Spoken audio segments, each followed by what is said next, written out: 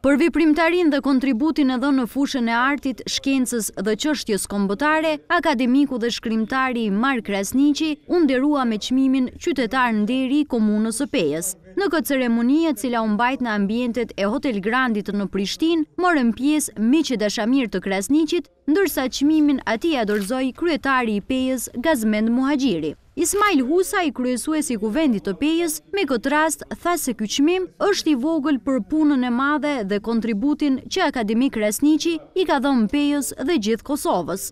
Ne jemi shumë mirënjohës për gjithë punën e juaj që keni bërë ndër vite, nderuar kryesor.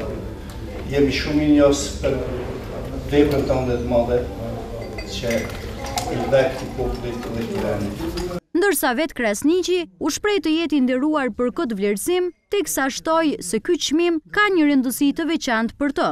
Ai ndau me të pranishmit edhe disa poezi të cilat i kishte shkruar në kohën e rinisë së tij. Falenderoj për këtë mirënjohje, jo shumë e sigurshme për mua, sepse si thonë, guri ka peshën e vet, vendin e vet.